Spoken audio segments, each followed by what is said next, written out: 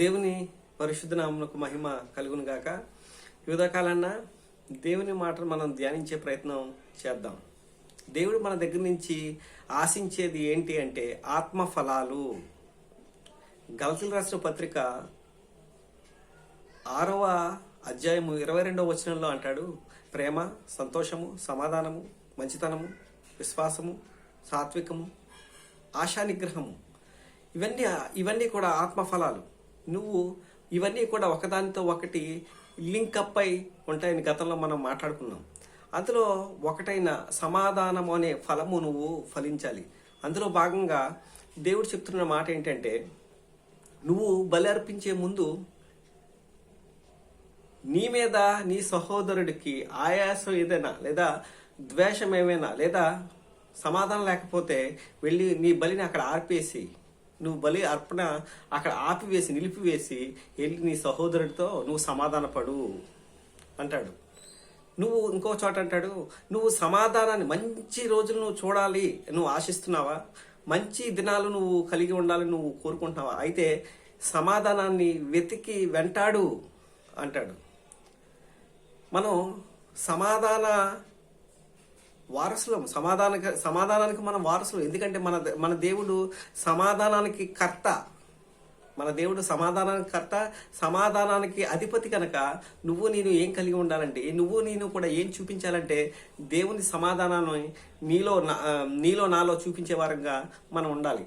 అలాగే అపోస్తలుడైన పౌలు కొరింథీ సంఘానికి రాస్తూ చెప్తున్న మాట 1 కొరింథీయుల పత్రిక మనం చూసినట్లయితే అద్భుతమైన మాట అక్కడ ఉంటుంది.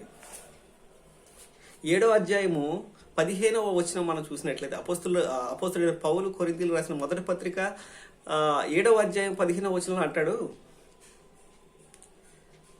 సమాధానముగా ఉండుటకు దేవుడు మనల్ని పిలిచి ఉన్నాడు. మనం ఎలా ఉండాలని దేవుడు మనల్ని పిలిచాడు?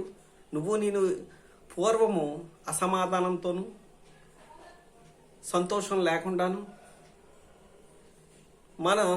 మన పరిస్థితి ఉన్నప్పుడు దేవుడు నిన్ను నన్ను పిలిచాడు. దేనికోసం అంటే నువ్వు నేను కూడా ఇతరులకు సమాధానాన్ని పంచేవారిగా, నీలో నాలో సమాధానం అనే ఫలము ఫలించి ఇతరులకు మనం దీవెనకరంగా ఉండేలాగా దేవుడు మనల్ని పిలిచాడు. సమాధానకర్త అయిన దేవుడు మనకు తోడై ఉండాలి అంటే నువ్వు నేను కూడా సమాధానాన్ని వెతికి వెంటాడాలి. కాబట్టి ఉదయకాలాన్ని దేవుడు చెప్తున్న మాట, సమాధానము కలిగిన వాని పిల్లలంగా నువ్వు నేను ఉన్నావా? మన పిల్లలం అయితే దేవుని వారసులము కనుక ఈ సమాధానాన్ని మనం క్రియల్లో మాటల్లో కాకుండా క్రియల్లో చూపించి ఇతరులతో మనం మన చుట్టూ ఉన్న వారితో సమాధానం కలిగి ఉండాలి. మన శత్రువులతో కూడా మనం సమాధానం పడిపోవాలి. కారణం ఏంటి అంటే మన దేవునికి ఇష్టమైనది అది. కారణం ఏంటంటే నువ్వు మనుషులను సంతోష పెడతావా, దేవుణ్ణి సంతోష పెడతావా? నువ్వు మనుషులను సంతోష పెట్టేవాడవైతే నువ్వు దేవుణ్ణి సంతోష పెట్టలేవు. దేవుణ్ణి సంతోష పెట్టేవాడవైతే మనుషులను సంతోష పెట్టేవాడిగా నువ్వు ఉంటావు. కాబట్టి దేవుణ్ణి సంతోష పెట్టేవాడిగా నువ్వు ఉండాలి అంటే మనుషులను కూడా నువ్వు ఎందుకంటే నువ్వు సమాధానం అనే బంధం వల్ల మీరు ఆత్మ కలిగించే ఐక్యతను కాపాడుకుంటే శ్రద్ధ కలిగిన వారే అంటాడు. సమాధానం అనే బంధం నువ్వు కలిగి ఉండాలి. ఆత్మ కలిగించే ఐక్యతను నువ్వు కాపాడుకోవటంలో శ్రద్ధ కలిగిన వాడివై ఉండి ప్రేమతో ఒకరిని ఓర్చుకొనుచు మీరు పిలువబడిన పిలుపునకు తగినట్లుగా నడుచుకున్న వాళ్ళని దీర్ఘశాంతంతో కూడిన సంపూర్ణమైన వినయంతోనూ అలాగే సాత్వికముతోనూ నడుచుకున్న వాళ్ళని అంటాడు అపోస్తలుడైన పౌలు. నువ్వు సమాధానాన్ని వెతికేవాడిగా, వెంటాడేవాడిగా, తద్వారా దేవుణ్ణి ప్రతిబింబింపజేసే విధంగా నువ్వు ఉండాలని దేవుడు ఆకాంక్షిస్తున్నాడు. కనుక సమాధానం అనే బంధం ద్వారా నువ్వు ఇతరులను ఆకర్షించాలి.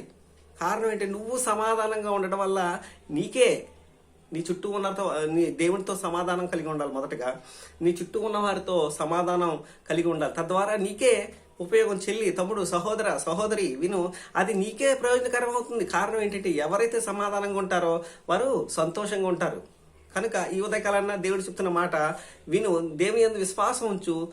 ఆ సమాధానం నీకు రావాలంటే దేవుని వాక్యాన్ని నీ హృదయంలో ఉంచుకో. దేవుడు నిన్ను దీవించి ఆశీర్వదించును గాక. God bless you each and everyone. దేవుడు మిమ్మల్ని దీవించి ఆశీర్వదించును గాక. ఈ ఉదయకాలన్నా మీ Anand Kumar. God bless you each and everyone. Thank you.